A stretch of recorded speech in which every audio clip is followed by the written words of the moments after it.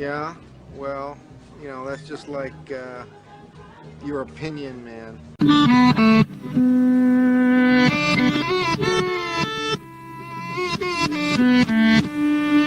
Yeah, yeah, oh yeah, what condition my condition was in. Alon! Did you wish your mother a happy Mother's Day? I did. I talked to her this morning. Actually, I was over at my parents' place earlier this morning, and then I got to my place to do this, and then I'll be going back over there for dinner. Very nice. Everyone should wish their mother a happy Mother's Day, and I hope everybody did before they hopped on this chat. Otherwise, your priorities are out of whack. And I apologize for my voice. I was up in Fort Mason yesterday and hanging out with our good friends, John Curley and Carl Buzchek, and allergies got to me, so I apologize if I sound a little sick, but it's just the allergies. And yeah, happy Mother's Day to everybody out there, especially the sports moms.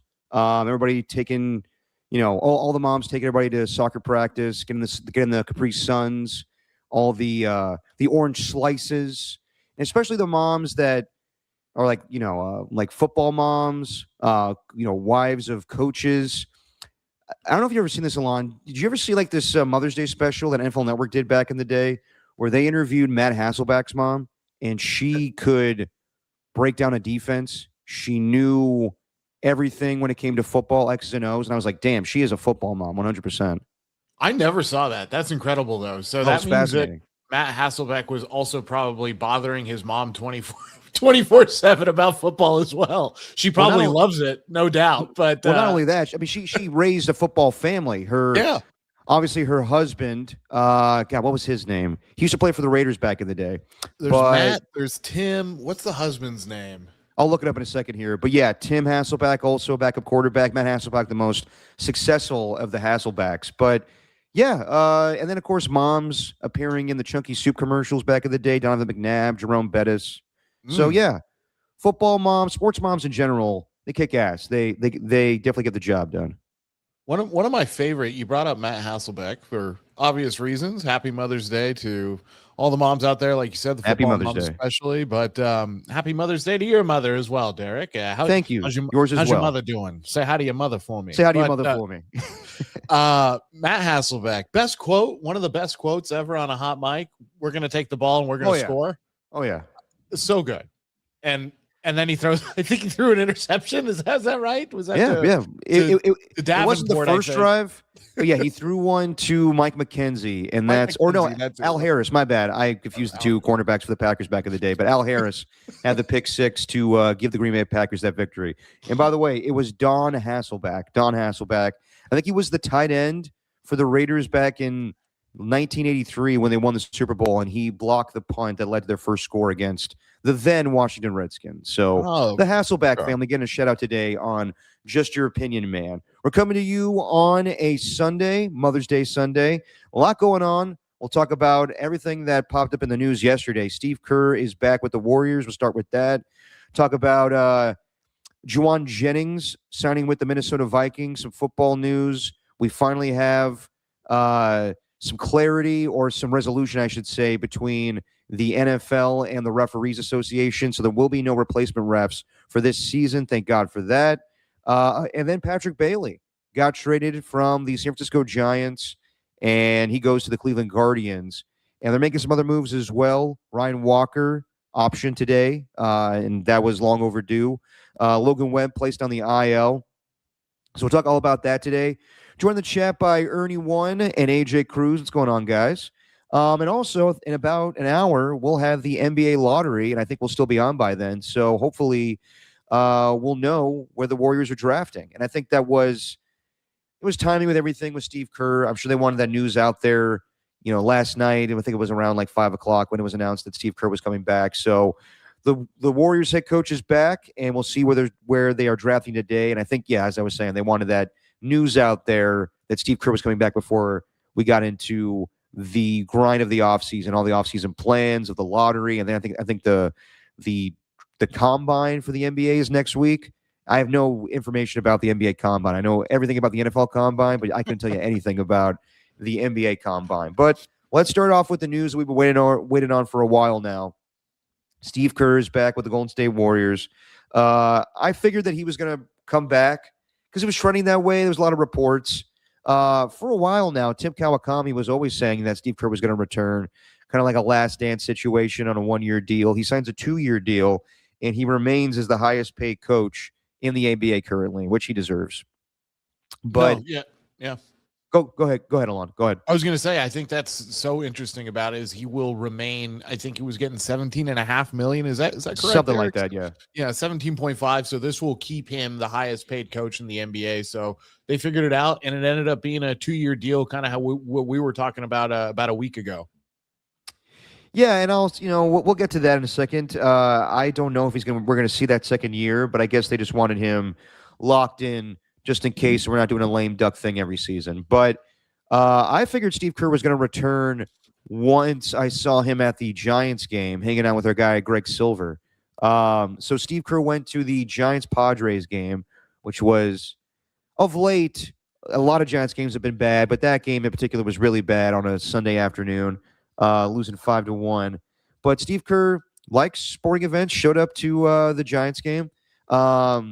He's a Dodger fan himself, but he wanted to hang out, I think, with his high school buddies. It was like a high school reunion of sorts, where it was him, Mike Silver's son, Greg Silver, who works with us at KMBR, and some friends. And, of course, we all gave some crap to Greg Silver, being like, so are you going to get the inside scoop, or are you going to break the news that Steve Kerr's returning? And he was downplaying and everything. But I figured if Steve's out and about in public, then things were going in the right direction. If it was going to be where he was going to leave, that news probably would have broken much sooner. So once he was chilling with friends and we were waiting on this news, I was anticipating that Steve Kerr was going to come back. They were just hammering out the details. And now we have him. So Steve Kerr is going to be the head coach of the Warriors for the next 2 years under contract. I would be surprised if he does the second year, because everything we've heard the last few years and seen with Steve and his body language, he's tired. And I think that at one point last year, he didn't have the joy of coaching. Then he got it back once Kuminga was traded. So I think that he's committed to this team. I think that he really, really wants to see Steph Curry and Draymond Green in the final years of their careers in the NBA. I think he wants to be there for that. And I think he still loves coaching. I don't think he wants to coach anywhere else. And there's all these rumors about maybe he'll go to Arizona, but that's not happening. Or, if he would take over for the Spurs are playing really well right now with Mitch Johnson as their head coach. Not a lot of experience there, but we'll see what happens in this series against the Timberwolves. I don't think Steve wanted to do anything else. I think that he was either going to coach or just retire, hang out, go to Tom Tolbert's backyard and do some podcasts. But this is where he wants to be. There was a report from Tim Kawakami that ESPN was offering him $7 million to be an analyst for them, and a guarantee that he would not be on any of the hot take shows, First Take or the NBA show. So I figured if Steve Kerr was going to work for ESPN, there had to be a stipulation in his contract that he was not going to have to do any appearances with Stephen A. Smith, because that would kill him. But I'm very happy that Steve Kerr is returning for, on paper, another 2 years. Yeah, and that's a sweetheart deal from ESPN too, because so much of their business are those kind of hot First Take, any of those kinds of style of shows. So if you're getting that kind of offer, I mean, that's massive. But good on him. I'm happy that he's coming back. He's going to see this thing out for sure. That first year of the contract. I don't know if we're going to see the second year. I'm with you on that, Derek. If Steph Curry does play, another year after next year, which I think he will, that ups the chances of Kerr seeing out those last year of the contract. Maybe. But it doesn't, it's still below, I would say it's still below 50%. I would say it's like 75-25. I think 75% after this upcoming season, he's done, and he walks away and retires and is satisfied, and 25% comes back. But that number, I could see it getting smaller and smaller, especially depending on how next season goes. But in the here and now, very happy about this. Need Steve Kerr to be back. It's the best basketball move that they could have made. So they made a great basketball move. You not hired you. All right, but to come to an agreement with your future Hall of Fame head coach, one of the greatest coaches of all time, you're able to placate Steph Curry and Draymond Green and everybody else in that building, and you make things more attractive for, a LeBron James or someone like that when the Lakers are on the ropes and his contract's expiring in LA. Just make sure Bronny doesn't have to come too. Yeah, I don't think that Bronny's not coming. I honestly don't think LeBron's coming either, but there must be a plan in place where Steve Kerr feels confident to come back. Or maybe it's just that he wants to see this through with Steph Curry and Draymond Green in the final stages of their career. But I don't think we'll talk about what Charles Barkley said to Draymond Green later in the show. But I'm 100% with him. I think that in years past, Charles Barkley's been negative towards the Warriors just because he doesn't like their style of play. He always said, like, man, that pretty three-point shooting jump shot team's not going to win a championship. And they did. They proved him wrong. But what he said to Draymond Green the other night, where he's like, you guys are done. Teams that get older are not going to contend with younger teams. I agree with him 100%. So do I think the Warriors are going to win another championship? No, I don't. But do I feel more confident with Steve Kerr there? Absolutely. Their mentality is to win another championship. They want that. They want to end Steph Curry's career with the 5th ring. This is not going to be a rebuild situation. They say that because they want to get younger and everything, but the truth is they can't. They're stuck. The same way the San Francisco Giants are stuck. They have to make moves to contend for right now because you're not going to tell Steph Curry, like, we're not going to go for it this year. He's like, well, why am I going to sign back with you guys? And that's part of this too. There's rumors that Steph Curry will sign an extension this offseason, and I wonder how long that will be. If I had to guess, probably max 3 years.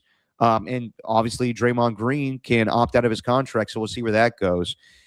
But I have a hard time believing that Steve, with everything that he dealt with this offseason and thinking about the future, I doubt that he's going to commit towards 2 more years. I think it's at least 1 more year, and he has the option to come back or not. But yeah, this is what they needed to do. There's not a better option than Steve Kerr. You could have gone, the safe route and had Terry Stotts or Jerry Stackhouse be the replacement and still have them contend.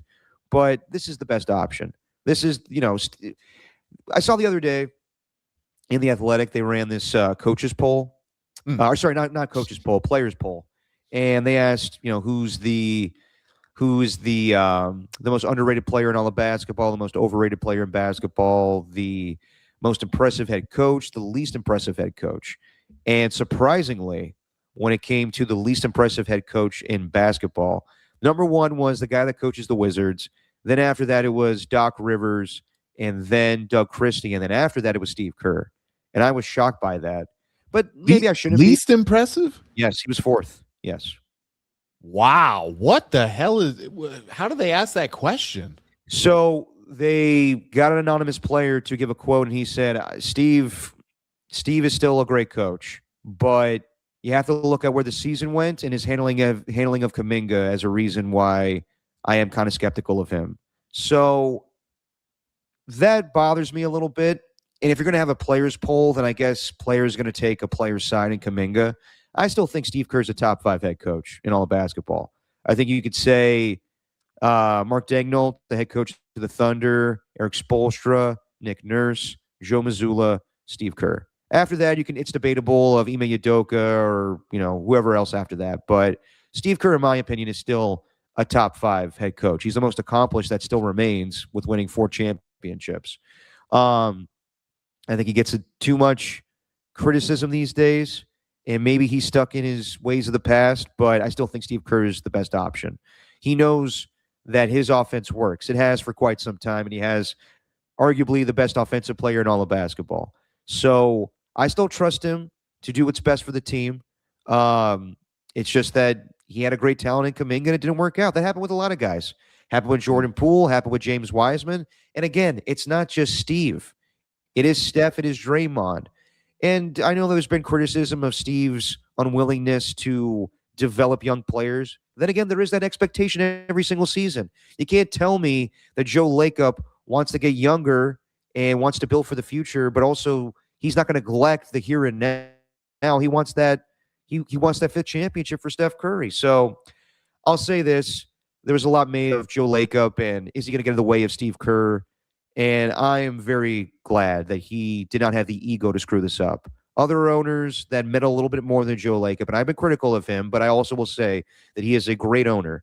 He just bothers me sometimes with the way that he goes about things. I am glad that he did not interfere to the point where Steve was like, I need to get the fuck out of here.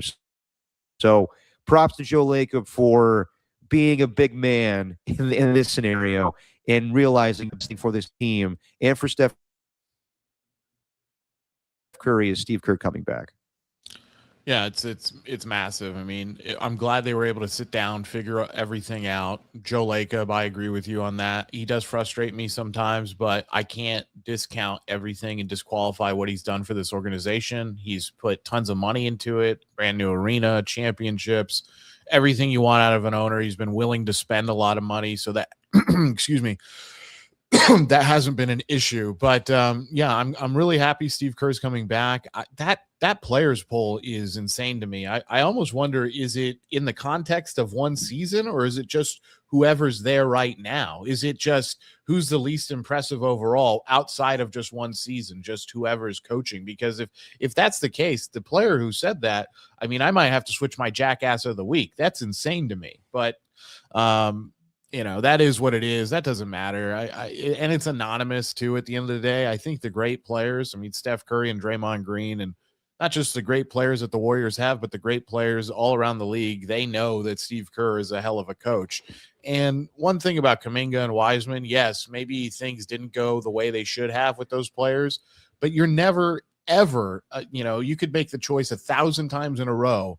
And if your top guys are like, hey, we can't get it done with Kuminga or Jordan Poole situation back in the day, or if Kuminga's not going to run the offense the way he should, or if you can't develop Wiseman, like you take that because Steve Kerr has earned that cachet, that respect of what he's done here in Golden State. So it is what it is. Fans are always going to find something to complain about, but this should be a happy day for the Warriors and the fan base, because you get your coach back, you get your legendary coach back for sure, and you get to finish this thing the right way. And who knows what that means, but at least you're going to feel good, and it's not going to be some ugly divorce on the way out.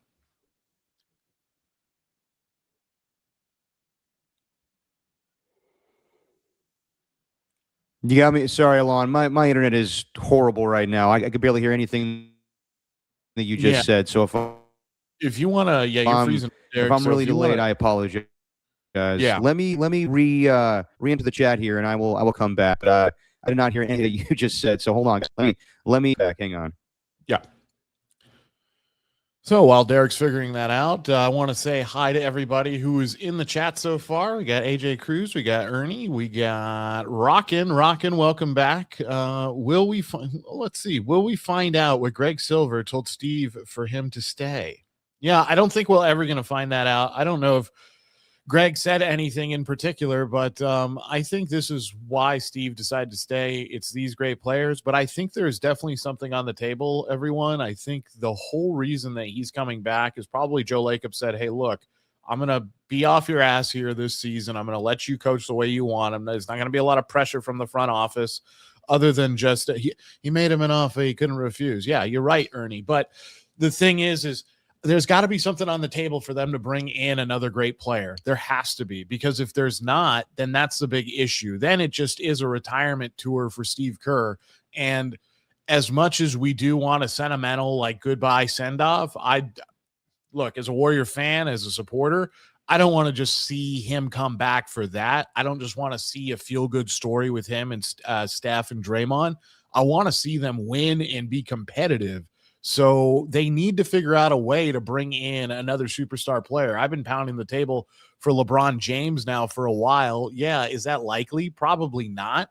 But at least when you bring Steve back, there has to be some type of assurance from not just the GM, Mike Dunleavy Jr., but also ownership group. And, hey, if this is going to kind of be our last ride, we got to be able to give you some more talent here. So whatever that ends up looking like, I think Steve has had some of those conversations, I hope so, with the front office in terms of getting someone else big in here, because if they don't, that could be a real big issue. And it looks like Derek is almost back figuring things out, which is good. His computer's not as frozen. But, big day for Steve Kerr, big day for the Warriors. And hopefully things keep going the right way for this organization. And I see Derek here. You good, Derek? Still a little delayed, it looks like.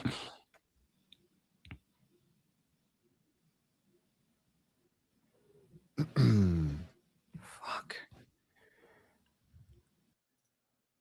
Yeah, still a little delayed on Derek's side, but yeah. So that's the Steve Kerr news today. If you guys have any questions, please chime in. I'm gonna be driving here a little bit while Derek is. Yeah, now it happens. It's that internet, guys. It's that no Google Fiber. I mean, I had to yank out all my internet systems to get things rolling. Let's not laugh at him. It's not funny. I don't think it's funny, guys. It's not funny. But other big news that has happened, obviously, we'll talk some Giants here, but Patrick Bailey gets traded, and he gets traded probably because the value of catchers who can frame the ball is lower than it used to be. And I know he's the only catcher in Giants history, which is kind of insane because the Giants have been around for now like 100 years. He's the only one to get 2 gold gloves. I'll answer that in a second about the NBA playoffs, Ernie, but Patrick Bailey's the only Giants catcher in history to get 2 gold gloves, and they end up shipping him off, which, and I did see UFC 328. Actually, we can get into that in just a sec, but I do want to talk about the Patrick Bailey thing real quick. They sent him off to Cleveland. They get back Matt Wilkinson, which was, he was a prospect for sure for Cleveland, and he's a lefty pitcher. And then they're also getting the Guardians' 29th overall pick in the 2026 draft. So we'll see what that looks like, how that shapes up. I mean, that's probably a good thing for the Giants because Bailey doesn't offer anything with the bat. He had, I think, 1 home run last year. That was it. It was a grand slam, and that was all he had. And you have Daniel Susac, who looks like he's definitely going to be a player at this higher level in MLB, who can catch really well, but also he's able to use the baseball bat to actually put the ball in play.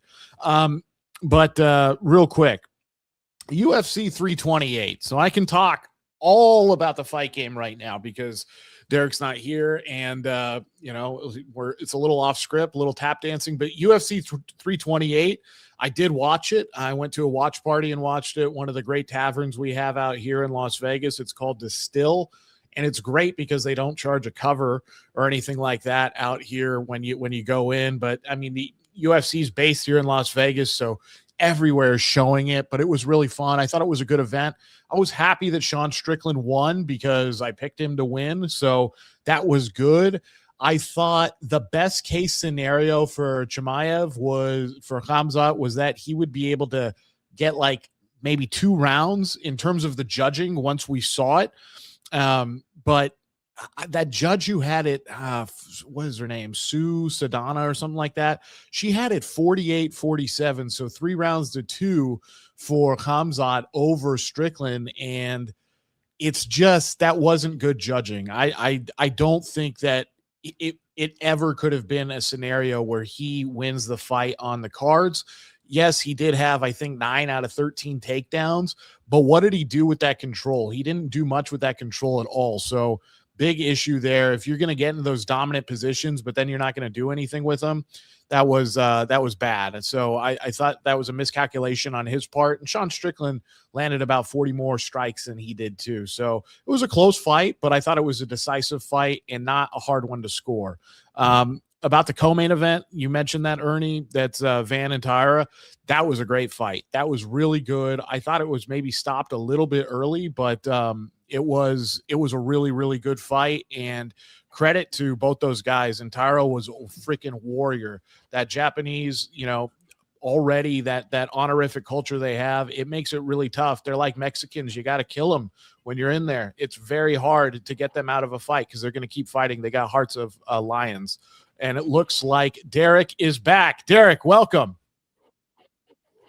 Thank you, guys. Sorry if I'm very delayed today. I apologize.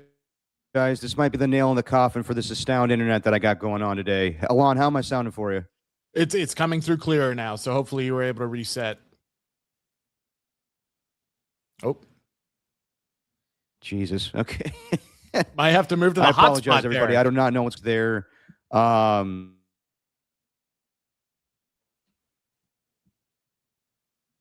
you got me?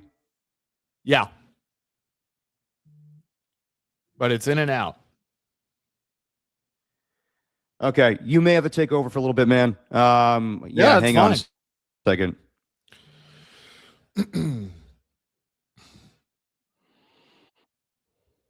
So, yeah, that was overall. You good now? You got me on. Yeah, it's coming through a little bit better. Yeah, a little bit better now. Yeah. A little bit better. Yeah, you got me. We're on the same level now. Yeah, a little bit better. There's still a delay, but I do we have good? you. No delay. Yep. Delay.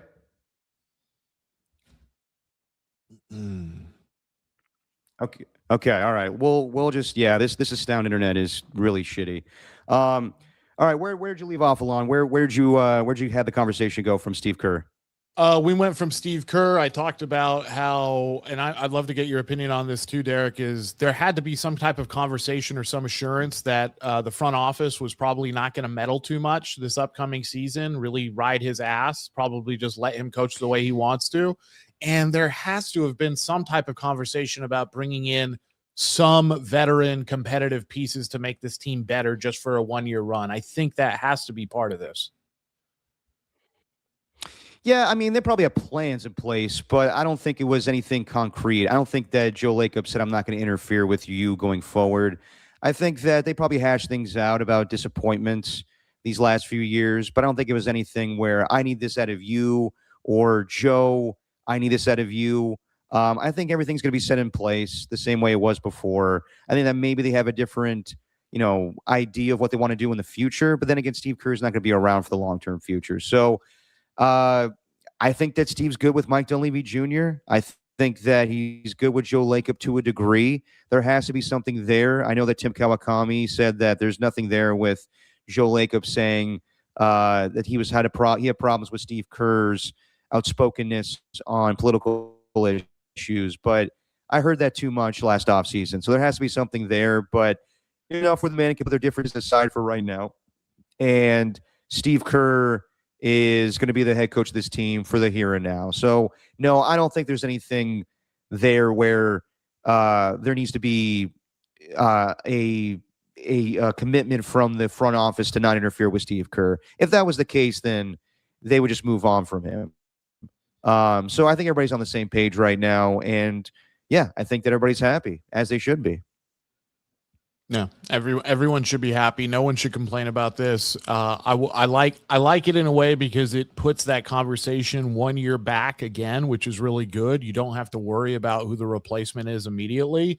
I don't think he'll, coach out that second year of the contract, but those are all problems of the future. I mean, this team has already made their bed by keeping their older core together or trying to keep as much of it as they can together, really, now that Steph and Draymond. So, yeah, you just ride this thing out, and then when you get to that eventual rebuild, it's going to suck, but it is what it is. Yeah, exactly. So we're all good with Steve Kerr coming back, and like I said, if my internet can hold up, hopefully we can tell you guys what's going on with the lottery pick later today. When the Warriors have the opportunity, their best chance, I think, is to pick at 11 or 13, something like that. But they have good chances to get a top 4 pick here, so that would be fantastic. There's rumors about them maybe trading it away, but they can't do that. They need to go young here. They're obviously going to look for a big veteran this offseason, a big name to team up with Steph Curry. So, we'll see what their plans are, but the offseason starts today for the Warriors. They got their head coach back, and now they're going to figure out where they're picking in the draft, which I think takes place late next month. Also, good news. We didn't talk about this yet, Alon. We've been gone for a week. Haven't done a show in a while because there wasn't a lot of news. But good news that surfaced last Tuesday. San Jose Sharks pick a number 2 in the NHL draft. Huge for them these last few years, where Macklin Celebrini obviously goes first overall. Prior to that, it was Will Smith. Last year, they picked Michael Misa second. Back-to-back years, they get the second overall pick. I'm assuming they're going to go defense there. I'm not going to act like I know any of the prospects in the NHL, but big deal for the Sharks going forward.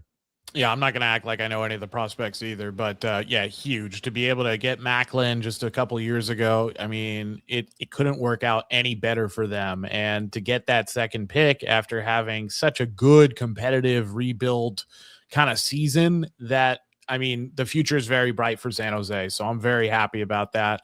The future is teal on.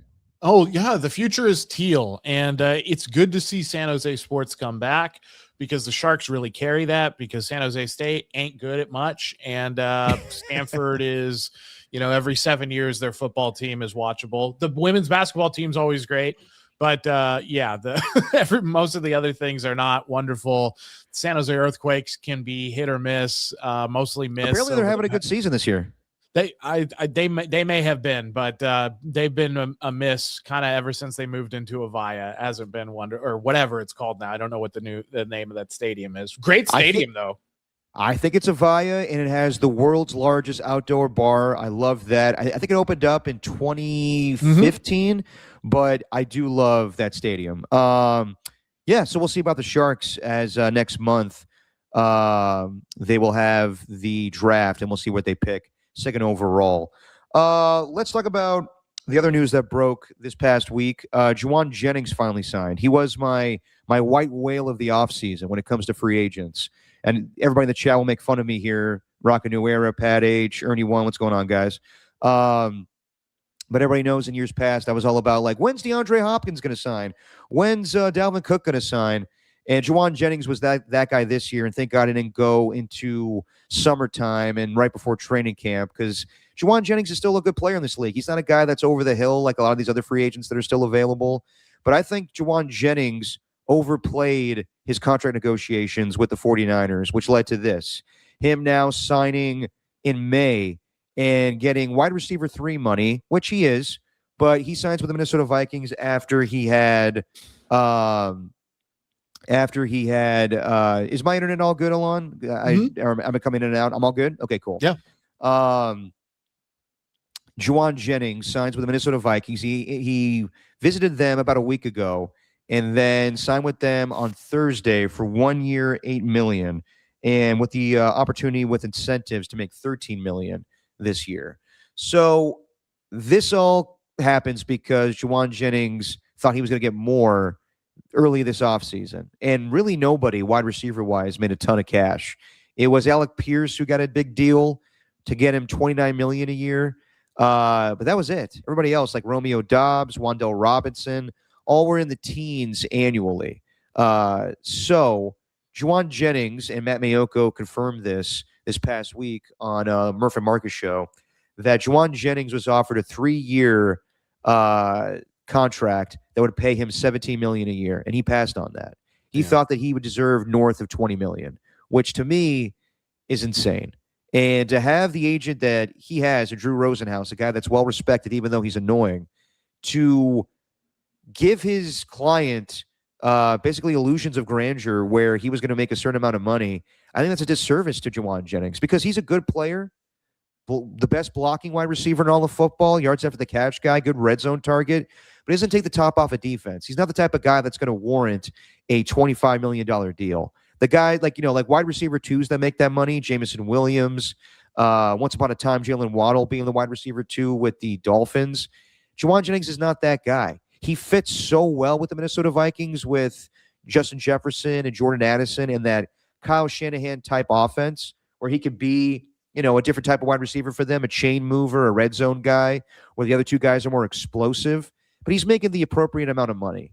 So he should have jumped on that contract that the Viking or the Niners offered him last offseason, because he was wanting to capitalize what was going on with Brandon Ayuk, and him coming off of the ACL tear. He was needed. He was going to be their wide receiver 1. It's debatable with Ricky Pearsall, but he knew that he could cash in because the year before he got a contract adjustment, wasn't making a ton of money, around like $7 million, and they bumped it up to $11 million. And he had the calf issue that he was milking. Last year was the first time where Jauan Jennings was a head case for the 49ers, where he was always the consummate pro in years past, being a 7th-round pick and wanting to prove himself. When he had great games, he didn't want to talk to the media because it wasn't about him. But last year was the first time where he was, he put his body on the line. He had a lot of injuries, but at the same time, he was clashing with Kyle Shanahan. He was yelling at him in Tampa Bay for not getting the ball. And I really think the 49ers love the player that Jauan Jennings was. They love that he's that guy that's causing Shelby Harris to freak out. Kyle Shanahan appreciates that type of player, but they got tired of his antics, and they could go younger and cheaper when they can get Mike Evans, Christian Kirk, and Dejon Stribling. And Stribling looks like Jauan Jennings. If you see him at rookie minicamp, he's wearing 15. His style of play, he looks like that. So, yeah, I mean, good for Jauan Jennings. He lands in a good spot. We'll see about Kyler Murray or J.J. McCarthy, but he definitely overplayed his hand when it came to the contract negotiations with the Niners that led to this point. Yeah, I think he could have made more than, this $8 million that is essentially guaranteed. I think he could have made more than that, but maybe he just didn't want to be there. But overplayed his hand for sure. Some of that probably is on the agent, Drew Rosenhaus, but it's so tough with Jauan. Like, that is still almost 10 touchdowns of production that they're going to be missing. That being said, at the same time, like, you all have brought in Kirk, you've drafted, you've also brought in Mike Evans, so they should be able to make up for it. I don't think it had to end this way for the Niners and Jauan Jennings, but when the player doesn't want to be there or does overplay their hand like that, it's incumbent that the organization doesn't get held hostage in that way. And they did a good job of not, capitulating. But he might be looking back on this in a few years and going, man, I probably could have stayed with the Niners and made maybe $12 million a year rather than $8.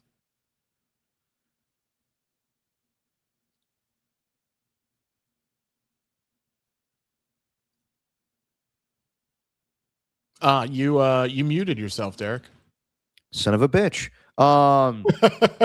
Sorry, I didn't know how long I was speaking there. Yeah, I think that Jauan Jennings obviously screwed up. And he had that offer on the table for $17 million a year. He's not going to admit it to the public, but he probably regrets that. He could have stayed on the Niners, but honestly, with him hitting free agency and the way he conducted himself this last year, I think the Niners, John Lynch and Kyle Shanahan, were like, we like Jauan, but we don't love Jauan enough where we got to hang on to him. Now, are they in a better spot now with the receivers they have? Yes. I think that Mike Evans is their wide receiver one to a degree where I don't want him leading the team in catches or receiving yards. That should be Ricky Pearsall. That's the type of skill set that he has, where he should be that guy, that go-to guy, the chain mover, they got to get first downs. He's not going to be a touchdown machine. That's where Mike Evans comes in. He's the guy that could go deep down the field, and he'll probably get injured every now and then, being 33 years old, but he needs to be the guy that they go to in the red zone there. And that'll be Dejon Stribling as well. It's Jauan Jennings was, again, a really good player, but not the type of guy that defenses feared. And I think that Dejon Stribling could be that guy that could be like a Mike Evans type, where he's a mix of Jauan Jennings, Deebo Samuel, and Mike Evans, where he could go down the field as well, along with his versatility of being a yards after the catch guy or a blocker. Ricky Pearsall, though, needs to be healthy. That's clear, and we'll talk about that all off season as we get into this, the regular season, how he is in training camp. In years past, we've seen him have leg issues, but not the case anymore. That can't be the case anymore, I should say. So I do feel better about their wide receiver room today than I did a year ago, where you have a future Hall of Famer in Mike Evans, Ricky Pearsall. When he does play, he's a good player. Christian Kirk, not a whole lot of productivity a year ago, but a solid slot receiver. And then the promise of Dejon Stribling. And you still got Jacob Cowing, who might just be a special teams player at this point. You also have Demarcus Robinson, who was huge in the playoff game against the Philadelphia Eagles a year ago. Jordan Watkins, who didn't get an opportunity. He just got hurt in training camp, and then Kyle Shanahan forgot about him. So I feel good about the 49ers wide receiver room right now. I think they could survive without Jauan Jennings, and that was made clear with them moving on and Jauan only getting $8 million in the end with Minnesota. Yeah, I mean, it's a bargain for Minnesota, too, because I think for them to bring in a veteran wide receiver who can block for them is really important, and also be a big-bodied guy, help whoever is going to win that starting quarterback job. I'm assuming it's going to be Kyler Murray, but I wouldn't be surprised if McCarthy ends up playing this season as well. But, the Stribling pick, which wasn't my favorite pick, but, yeah, I mean, it definitely at least replaces Jauan Jennings, and he was a good wide receiver at Ole Miss for the year he was there. I do have questions still about what it looks like him getting open at the NFL level, but that being said, from a physical standpoint, I mean, it's almost a 1-for-1 replacement.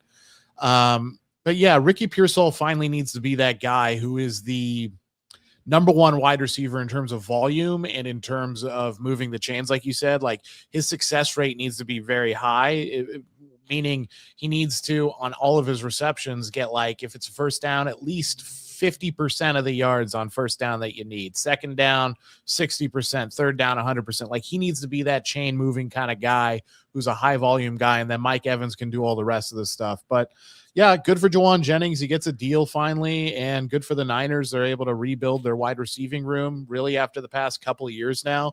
And that wide receiving room that we saw in the Super Bowl a few years ago, that's been completely revamped. So they've done a good job of that. Brock Purdy should be happy in a way because they didn't just empty the cupboard and not give him any groceries to cook with. Now he's got a whole bunch of different groceries. So I think it's good for all parties involved. But yeah, at the end of the day, Jauan Jennings probably could have had more money with the Niners if he wanted to stay, but it's clear that that wasn't the case. Nope, not going to happen. So they move on, and now I think this is kind of, the thing that leads to other wide receivers that are available this offseason signing. Like Deebo Samuel now is available. Wouldn't be the least bit surprised if he goes to the Chargers. He loves Mike McDaniel, and he would fit perfectly with what they want to do. I think he's like Jim Harbaugh type of guy. Stephon Diggs was exonerated of the charges against him when it came to his cook, like assault charges. So teams can look at him now. Tyreek Hill's coming back from a really bad injury, ACL tear, and I think a dislocated leg. So we'll see what he signs. But I think this is, the Jauan Jennings signing is going to lead to all these other moves. And I wouldn't be the least bit surprised the 49ers are still in on Joey Bosa. I think they're waiting for him to come down on his asking price. I think most teams are. So we could see that. There's also the Aaron Rodgers stuff. We'll see when that happens. Apparently he's in Pittsburgh this weekend, expected to sign, but I'll believe it when I see it, and I'm not holding my breath for news on that. I think we all anticipate he's going to play for Pittsburgh this year, but whatever. It happens when it happens. I'm not waiting for that anymore. But the other big news, and also just to acknowledge chat here real quick, Rocco Nuera says, Jennings didn't drop the bag like Dennis Schroeder with the Lakers, though. Do you know anything about that, Alon? Like, I don't remember Dennis Schroeder dropping the bag with the Lakers. Is he currently on? What team is Dennis Schroeder on right now? That guy, changes teams so often. Like, he was with the Warriors a year ago and then went to the Pistons and then I think another team, a third team. But I don't remember Dennis Schroeder dropping the bag, he is with Cleveland. I remember that correctly.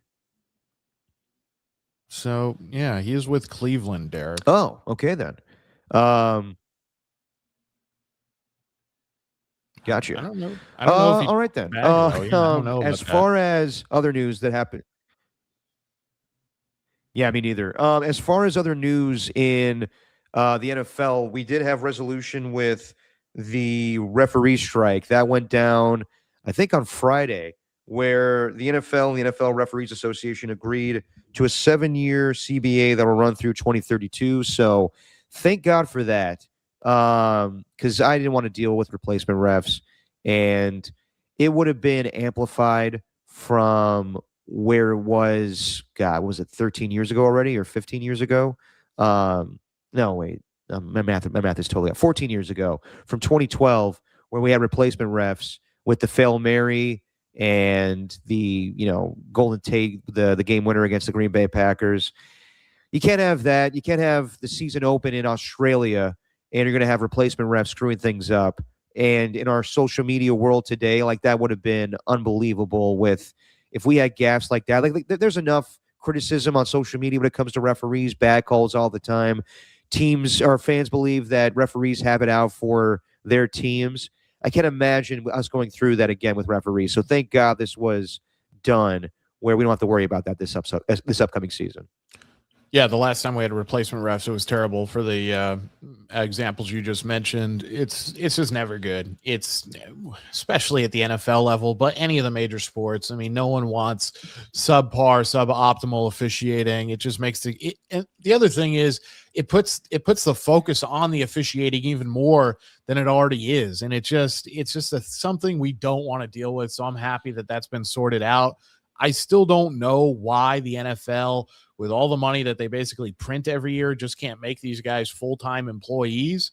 But until they do that, these kind of situations will pop up every 10 to 15 years, Derek. They just will, where it'll be like, wow, there's a risk of replacement refs. And it's not something that the league has to deal with. But if they keep getting away with, dealing with it in this kind of fashion, then I guess they'll just stay the course. But it's something they should just take off the table permanently. Yeah, I'll be honest. Like, all the details of the story, I wasn't really fascinated by it because I just don't want to know. I don't want to know about negotiations with referees. I just want referees to officiate games. I don't care about what's on the table between the NFL and the Referees Association. It should be where we don't have to worry about this. It should be where let's just play these games. And I don't know. I don't know if referees should be full-time employees. I mean, they probably should. Like, this is the biggest sports league in all of America. The NFL has the cash. But does that set a precedent? Like, I don't know if referees in the NBA or umpires in Major League Baseball are full-time employees. I'm not sure about that. And I think that you might see a strike when it comes to umpires in baseball with the ABS challenge system now. But, yeah, I never thought it was going to get to this point where we were going to the season and not have referees. I thought that the whole threat of their onboarding, replacement refs right now, like, that's just to scare people. And thank God they got it done because the CBA was going to expire by the end of the month. So one less headache to worry about. Going back to the chat here, Ernie1 says that Dennis Schroeder was offered a 4-year, $84 million deal and went back to the Lakers for 1 year, $3 million. Oh, God. And he's been jumping around ever since. Yeah. Fire your bad account. Move by Dennis Schroeder. Yeah, exactly. Seriously. Or just fire your agent. Like, you should have taken the deal. Other news, Breece Hall signed his contract with the New York Jets. 3 years, $45.75 million, and he's paid $15 annually, which makes him top 3 behind Saquon Barkley and Christian McCaffrey. I'm surprised that Breece Hall was willing to do this.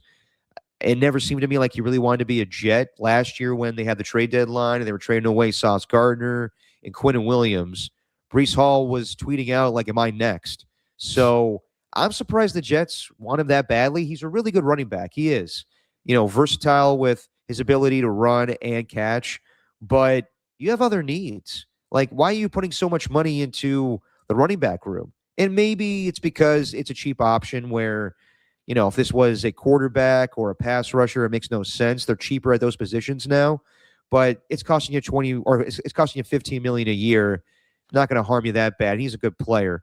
The truth is, though, the contract that he gets, this will be the catalyst for Bijan Robinson and Jahmyr Gibbs probably being the highest paid running backs in all of football. Yeah, I mean, this will set the bar at least of what they should get significantly more than for both those guys. But yeah, I'm surprised that he re-signed with the Jets as well, or signed an extension. With how bad the Jets have been, it's very hard for me to believe that he'll actually play out the entire extension with them. I could see him being traded eventually, especially if he has a good season and just how bad the Jets have been historically.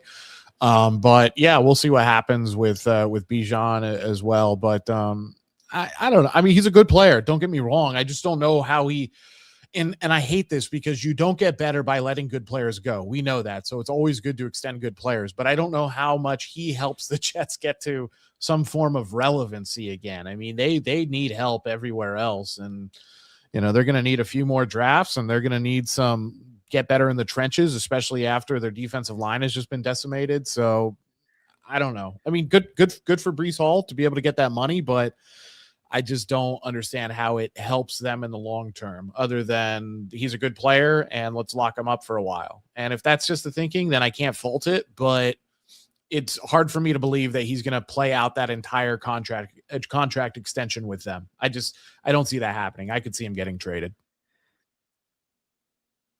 Yeah, I mean, that is a possibility because it's not a lot of money, and in time they could get a lot for him possibly, but I don't think it's a huge move. I think it's just a move that, keeps them competitive. They have one of the better running backs in all of football. But yes, this is going to impact. Bijan Robinson's a better running back. Jahmyr Gibbs is a better running back, just as far as being explosive in his ability as a pass catcher and running between the tackles. But But yeah, whatever. Like Breece Hall, I'm surprised he was willing to do that move or stay there, but whatever. It's money in his pocket, and he was really grateful. I think he, tweeted out that this is the first time he's cried since tearing his ACL. So good on him to get the bag. All right, we're waiting on the lottery to go down in about 3 minutes here, so we'll see where the Warriors pick. But before we get to all that, big move yesterday with the San Francisco Giants, and man, are they bad right now. Like the Bryce Eldridge move, the Jesus Rodriguez move, all acts of desperation, but I understand why they did it. They needed to do it. The offense was horrible against the Phillies and the Rays, and so was the bullpen as well. But I don't think it was a good situation for Bryce Eldridge, just because I don't think Buster Posey wanted to call him up that soon. But it's never going to be a good situation. There's always going to be pressure on those type of players whenever they're called up. But we saw the emergence of Daniel Susac. We saw the potential of a Jesus Rodriguez, where his first hit is an RBI. Then he has a great home run on Wednesday, or it was Tuesday night last week when they lost to the Padres 10-5. And you and I and my buddy Walter talked about Daniel Susac when we did the season preview show, where we know Daniel Susac, a Rule 5 guy with the A's. It's a small sample size, but we already know that both guys, Susac and Rodriguez, give more offense to the Giants. And Patrick Bailey was getting phased out. He didn't start, or he wasn't in the starting lineup for 3 straight games. He didn't start on, it's Friday night against the Pirates. And me and Copes were talking about it on Dirty Work on KMBR, where it might have been where Patrick Bailey was going to be a late inning guy. He was going to pinch, or he was going to catch, but also pinch hit in late situations where the bullpen comes in. And I'm sure Patrick Bailey was willing to do that, but he lost his starting role. He wanted to be that guy every day. And the Guardians had a need. So in the end, the Giants trade Patrick Bailey for the Guardians' 29th pick in this upcoming draft, which when I saw that, I was like, when did this change? When did we start trading draft picks in baseball? They also get a lefty prospect, Matt Tugboat Wilkinson. I always love a good tugboat. That's a great nickname. And he's fucking big, too. He looks like David Wells out there on the mound. But I guess they can do this draft pick trade because it's a competitive balance pick, which is movable. I don't know all the particulars about that. I'm not going to act like I know a ton about, when it comes to that type of stuff with baseball. I've always known that you can't trade away draft picks, but this is an exception here. So I think it was a move that Buster Posey couldn't say no to. I don't know how he felt about Patrick Bailey. Giants fans were tired of him. I think that everyone appreciates him as a Gold Glove or 2-time Gold Glove winner and how he frames pitches. But I think the ABS system maybe minimizes his value in that. I also think that it was clear, like fans, we got calls all the time. As soon as Daniel Susac had his debut game, I was telling Copes the next day, like, this is interesting now. Things are going to get interesting with Patrick Bailey. And, Steven talked about it in the past, too. Patrick Bailey was batting like 110. Like, he was bad offensively. He had moments where he had the inside the park home run against the Phillies, and just recently, I think it was a 2-run home run against the Dodgers. But for the most part, he was bad. He was clutch, but he was bad offensively. So they see promise in these two catchers. Is it a risk? 100% it's a risk, because you don't have a large sample size with these guys, and they're not the catchers that Patrick Bailey is. But it's clear that Buster Posey wants to make moves. And I saw today Bob Nightingale wrote in USA Today that if he could, he would move off of these contracts. Jung-Hoo Lee, Matt Chapman, Rafael Devers, Willie Adames, and that's not feasible at the moment. Maybe a team takes on Matt Chapman's salary, but that'd be difficult. I do think if the Giants keep having these games like we saw last night where they lose 13-1, then they may trade a Robbie Ray. They may trade a Luis Ariz. That's why they're not going to commit to a contract right now. So they made some other moves. Ryan Walker optioned. Logan Webb on the IL. He was dealing with a knee injury the other night when he had a bad, I think it was a 5th inning against the Padres. I think it was on Wednesday night. Ryan Walker's been shit in the bed for a long time now. But yeah, Buster Posey not willing to wait around. He's stuck with some of these contracts, but I think if it's time to move, as far as like selling, then he'll make some moves here, and that shows you what happened. That showed you that's the plan with Patrick Bailey.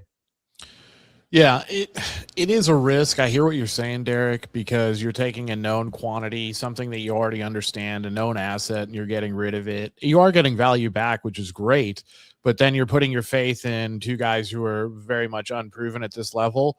But the fact that his bat has just been so bad, and I know, like when you cut out earlier, I was saying, I mean, it's kind of incredible. He's the first catcher in Giants history to have 2 Gold Gloves, I think, like consecutively or whatever the case. I mean, it's amazing that that Buster Posey had never done that. The only 2-time Gold Glove winner in Giants history.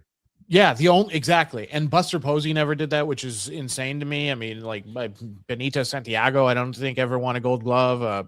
Matheny, all these kinds of guys.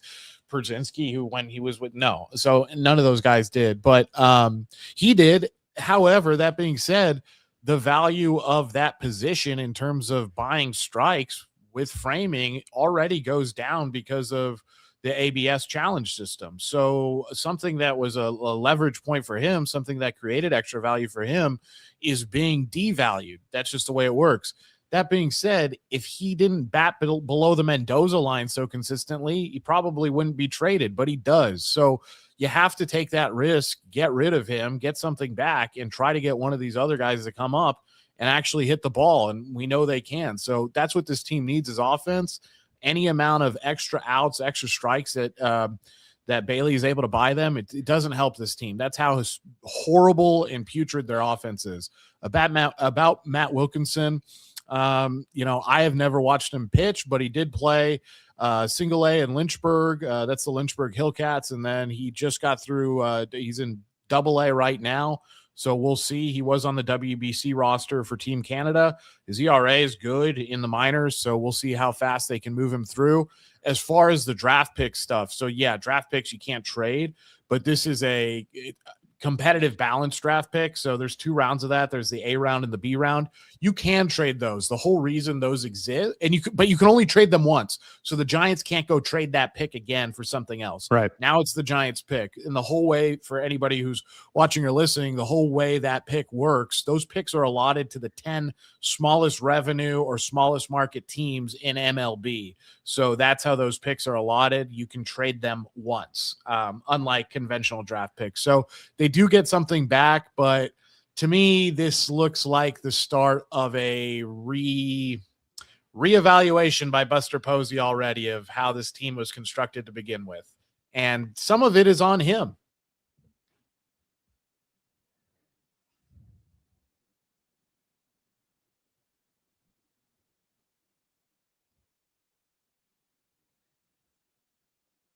Alon, you got me? Mm-hmm. Jesus. You know what, guys? I think we're gonna have to call this one short. My internet is so bad today. Unless you got me right now, Alon. Okay, yeah, I'm way delayed. I apologize. I'm gonna have to figure this out with my internet. Yeah, okay. I know we had we touched on all 3 topics. We got to Steve Kerr, we got to Jauan Jennings, we got to Patrick Bailey. I had Jackass of the Week planned along with Pop Culture Catch-Up. I think we're going to have to call it a day because I apologize. My internet is just awful right now. So we will do this another time. We'll come back on Thursday, and we'll react to the NFL schedule being released, and hopefully I have better internet at that time. So apologies, everybody. But, yeah, we're going to have to cut it short today, yeah. Yeah, sorry about that, everybody. Sometimes technical difficulties. It's horrible. Now, Derek and I have both experienced the horrible internet, but it's just the way it goes. So sorry that it happened, Derek. That sucks. But yeah, we'll be back on Thursday, and I do want to thank everybody who was here today. No, definitely. Are we caught up to speed right now? Do you got me, Alon? There's about a 4-second delay, 4 or 5 second delay. Yeah. Well, maybe we can power through here. The NBA draft starting. Yeah, hang on here. Yes, it just keeps breaking up a little bit. Maybe, Alana, I'll let you figure. I'll let you. Sorry, this is just a shit show right now. I'll add you. Should we? Do you want to keep going forward, Alon, or you think we should cut this one today with how we the got internet is got right 70 people watching, so if you want to try restarting your internet one last time, I can go for another 5 to 10 minutes, and if it works, it works. If not, we can end after that. But I think you maybe should try to reset the internet one more time, Derek.